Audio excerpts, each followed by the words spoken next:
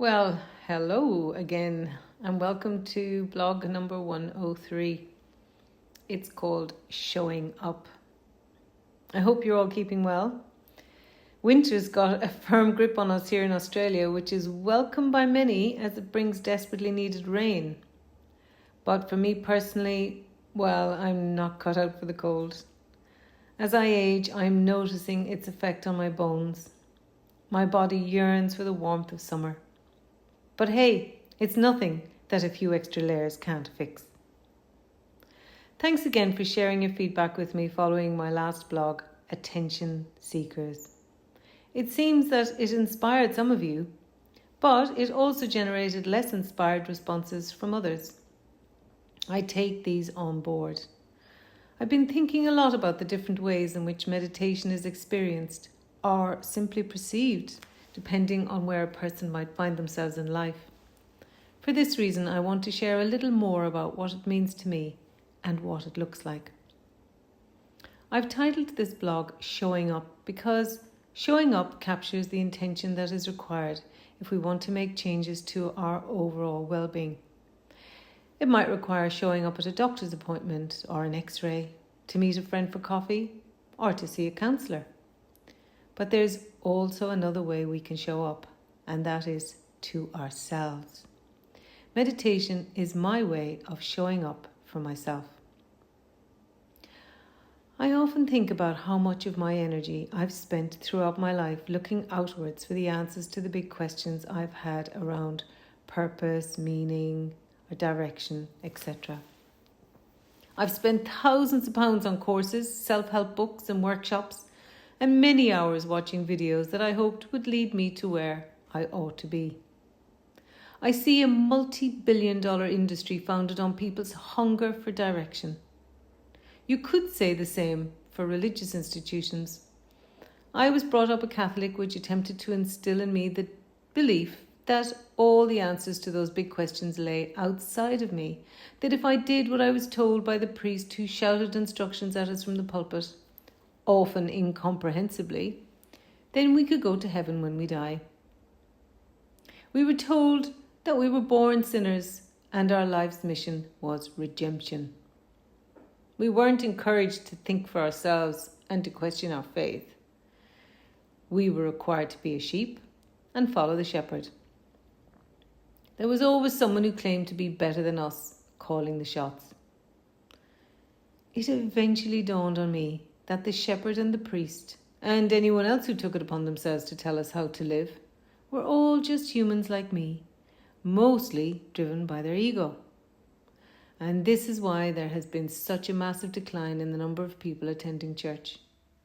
On saying that, if belonging to a religious organisation works for you, then that's wonderful. I still visit churches regularly and have done since I left Ireland at the age of 18. I prefer to go where there isn't a service in progress because I go for peace and quiet of my mind and soul. I guess you could say that I have this deep need for a spiritual dimension in my life. I acknowledge the great efforts that communities have gone to in creation of these magnificent sanctuaries, driven by a common desire to have a sacred space for contemplation and meditation, and in which to nourish one's spirit. I am acutely aware of the importance that religious practice has played in people's lives for millennia. But we've reached a point in our evolution where we are more aware of our own power and no longer wish to be ruled over by men who claim to be better than us. I do not believe what they tell us about being born a sinner. Instead, I believe that we are born with the ability to choose to sin or not. There's a story that I used to read to my kids when they were little, which tells of a Cherokee elder who is teaching his grandson about life. "A fight is going on inside me," he said to the boy. "It's a terrible fight, and it is between two wolves. One is evil. He is anger, envy, sorrow, regret, greed, arrogance, self-pity, guilt, resentment, inferiority, lies, false pride, superiority, and ego." He continued, The other is good. He is joy, peace, love, hope, serenity, humility, kindness, benevolence, empathy, generosity, truth, compassion, and faith. The same fight is going on inside you and inside every other person too. The grandson thought about it for a minute and then asked his grandfather, "Which wolf will win?" The old Cherokee simply replied, "The one you feed." If, like me, you want to feed the good wolf, then how do we feed it? We do so by becoming aware of the thoughts that we are having and how they are driving our actions. It is through being still and tuning into the body and mind that we can listen to the stories that we are telling ourselves. We are all storytellers, you know. We all have narratives that we have created about our life from a young age. Narratives which may have served us once upon a time, but now need reviewing and updating as we go through life. In my old narrative, I was a victim and I was suffering a great deal. In my new narrative, I am empowered to no longer be the victim, to let go of the suffering that I endured and live a peaceful life where I am okay with everything. I suffered enough in the past. It makes absolutely no sense at all to continue suffering for those same things in the present. Of course, suffering is a part of life. We can't avoid it. But if we can accept that it is a part of the experience of living, then we can get through it. The important thing is to stay in the present, because in the present there will always be something that we can appreciate. For example, if I'm dealing with challenges that bring emotional or physical pain, I can appreciate the kindness of others or the beauty of the natural world around me and give thanks for that. Meditation isn't about going into a trance. It's an umbrella term for finding stillness, watching what the mind is doing, and shifting the focus to a place of peace, even if for a moment. That place of peace can be in the breath, or scanning each part of the body, or repeating a mantra. Whatever works for you that allows you to tune into you and your deep connection to all living things. As you are focusing on the breath going in and out, the nervous system will begin to calm. The mind will wander. It's what the mind does, but you will notice this because you are still.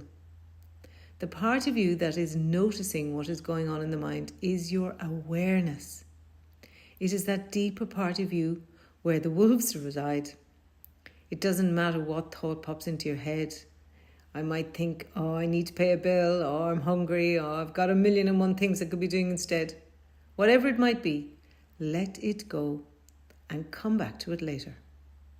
For now, you are showing up for you and your well-being by giving yourself the space and time to be still, to tap into your awareness, to watch your thoughts, and to shift the focus so that you give your mind a rest. You are giving your mind and body a chance to reset.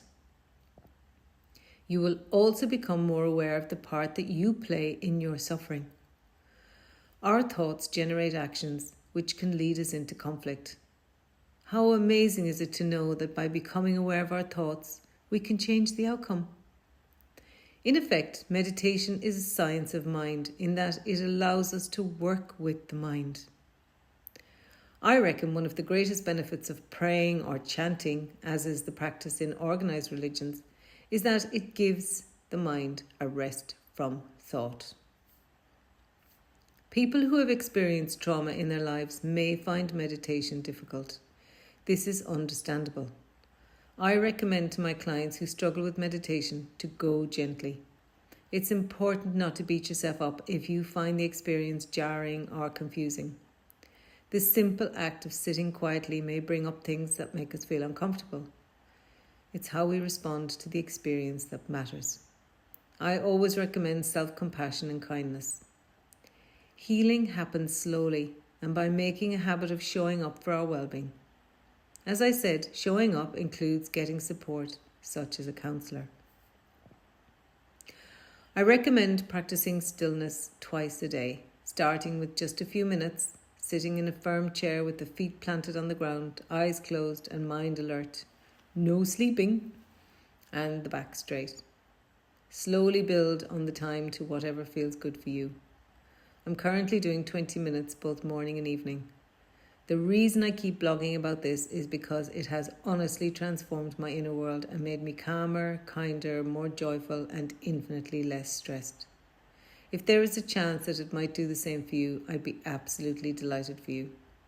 As I mentioned last week, meditation helped me to see the damage that the ego was doing to my well-being, and is what allows me to ensure the good wolf gets all the nourishment it needs to thrive. Thanks for being here. Lots of love.